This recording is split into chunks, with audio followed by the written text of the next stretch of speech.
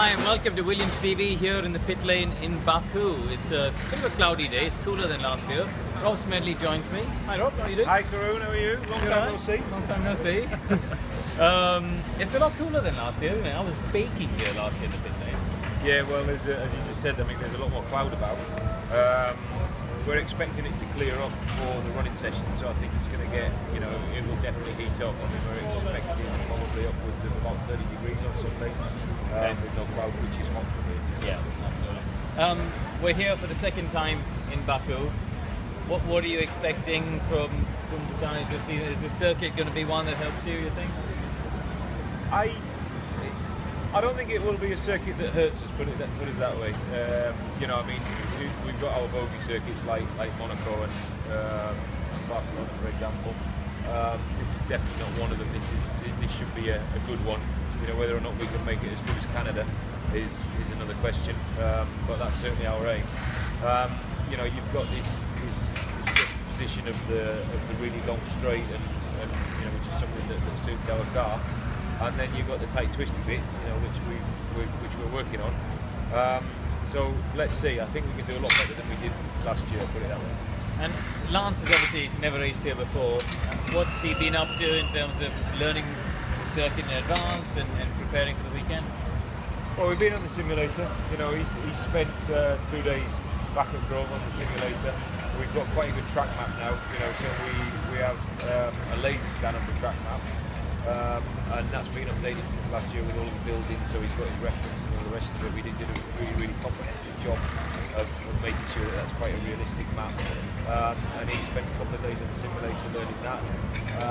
He's been going through it with his engineers about all the different nuances, because it's not just... See him, he's heading off this track walk now. There he is, yeah. And across there. Maybe he's coming back. Is he coming back? You coming back or are you going? We're done. You're done? Done. That was a quick track walk of all time. That wasn't a track walk, Apparently was it? it's not open. That wasn't a track walk. Apparently it's not open, so we have to wait till 6. Okay, so that means... And then Rob's coming. He was happy. He missed his jog at 4 o'clock, but now that it's at 6, he has to come with us. I did see a yes coming on. Yeah. I'll run it. Oh, I did see you running it last year. I saw you running with Felipe. You quite like running the circuit, don't you? I do, yeah. I like running quicker than the drivers, and it makes them really angry. In fact, I did it quicker than Felipe last year, and it made him really angry. Yeah, but his stride's about half as long as yours. Yeah, but that doesn't matter, does it? It's true. Lewis doesn't get out of his car and say, my car's better than everybody else's, that's why I win. That's an interesting analogy. Talking about, so Lance obviously been in the sim, you say the track map's good, so he's got himself reasonably up to speed as much as he can. Felipe raced here last year, so how does his approach come into, how is his approach coming into the weekend? Because you only raced here once before, same as everyone else. Are there things that he sort of digs out the old notebook and says, I wrote these notes from last year, or how do you guys approach it with him? Felipe definitely doesn't write anything in a notebook, I can tell you that much. But he does have a great mental capacity for remembering things and just remembering the nuances, and more importantly than that, he remembers the key bits of the weekend as well. The important bits that he needs to get right or do differently this year. As you say, it's only the second time that any of us have been here, so Lance is perhaps at less of a disadvantage than he is, in places like Canada and Monaco, where Felipe's been there 16 times, to Lance's none. But I think that one of the things that we all do, not just the drivers, is we collate all the performance points, all the operational points from the event, and we do that in each and every event. But in an event like this, in the 2016 inaugural event, there was lots of operational performance points that come out of it that you look back and say, right, well, let's be big enough, brave enough to say we didn't do a particularly good job there, and if we're going there again tomorrow, this is what we do. And then we bring all of them notes out, say 3 weeks before we've come here this year, and we've just made sure that all of those things that we wanted to do better based on 2016, we're going to try and do better this year. So, we've been through the process, and it is, very much about process. There's never any magic in Formula One, and let's see, we can have a better weekend. And let's talk to the viewers a little bit about your program for free practice. What tyres are here? What tyres are going to be used? How do you think Friday's going to unfold for you? Well, we've got the tyres here this weekend, so that the hardest of the tyres is the medium tyre, and then we've got the soft and the super soft. So everyone will qualify on the super soft. Our drivers have got one set each of the super soft, and they're going to use it on Friday afternoon in the P2 session. And then it'll be a mix really of looking at the soft and the medium tyres as well. So we've got some good race runs on them.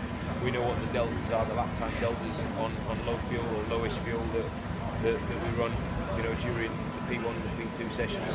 And then it's just a case of, you know, hopefully, you know, once we've done all our homework with the tyres, understanding, you know, the setup, what's required. The main things that we're working on here is, you know, the car handling and how it uses its tyres, and that's something that we probably could have done better last year at the downforce level. You know, we had our final meeting with the drivers this morning at just before midday, and you know, I summed up at the end of that by saying that we must concentrate on those two things, which is the car setup, the rear end of the car, and how it uses the tyres, and the downforce level. And if we can get out Friday with those two things ticked off, plus learning a little bit about the tyres, then we're going to really good there. I mean, last year we saw a lot of people up and down the pit lane start on a lower downforce, perhaps, and then sneak more on as the weekend went. You talked about digging out your old notes. In those notes, do you keep an eye on what other people have been up to and learn lessons from them? Yeah, absolutely. I mean, you know, you've got to always keep a keen eye on your competitors, and with the maximum humility, think that they're probably doing a better job than you are. So yeah, we absolutely, you know, do a lot of competitive analysis, and that was one of the things we looked at last year as to what sort of downforce people were running in the end. You know, we had a look where they started, we know where they got to in qualifying, and it was very clear, there was a very clear trend that came out of that as to where you would probably want to run. Now that's not to say that will be the same this year with, you know, 100 points more downforce on the 2017 cars with bigger tyres, with just more performance in general. That's not to say that we're going to follow that trend. But I think it's a fairly good idea of where we need to start, and we've got some, you know, plan B, C, D as to where to go after that. And I mean, here we got this enormous straight here. You know, I think back to places like Monza, where you sometimes try and orchestrate slipstreaming and qualifying to help the drivers out. It never seems to work to plan. It always seems quite complicated to do. Is that something you'd think about potentially? Because, you know, we've seen other people try it before.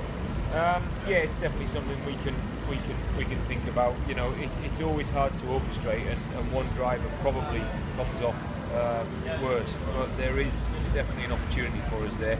I'm not going to go into all of the details, but there's definitely an opportunity for us, probably earlier on in qualifying rather than later on, when the two drivers are really concentrating on themselves. But that's something that we've talked about, and something that we may deploy. We're probably going to have a look at it. But as you say, I mean, it used to be something that we did every Saturday morning when I was at Ferrari. We used to do it and practice it with the drivers, and it was always, you know, it's definitely something which is easier said than done. And finally, you know, Lance scored his first points in F1 last time out in Canada. You know, that must give him some confidence coming into this weekend. Are points on a regular basis now clearly the target going forward for him? The target for Lance is to keep improving, you know, and I don't think we should set any other targets other than that, you know. And you know, Lance is more hungry to improve than anybody in the team. You know, he's doing a really good, commendable job at the minute. Canada was another step forward for him, but it was a visible step forward, you know. And what we always talk to him is about going through the process of about improving just, you know, what he's doing in tiny baby steps really. And sometimes it's visible to the outside world, sometimes it isn't. But you know, I think the best way of looking at it with him is, you know, he sometimes gets frustrated about the amount of progress that he's making and wants to make. But you know, as we sat down and had a discussion with him after Canada, we said, right, so if you went back to Australia now, how much progress do you think you've made? And of course, it would be enormous. It would be a completely different Grand Prix for him. But you've just got to keep making these tiny improvements, and that's the target we've got for him. Cool. Right, we're going to join you guys on Williams TV after free practice 1 tomorrow on Friday. Rob might be a little bit busy at that point, so I'll be there. I'm not sure if he will. But see you guys then. See you.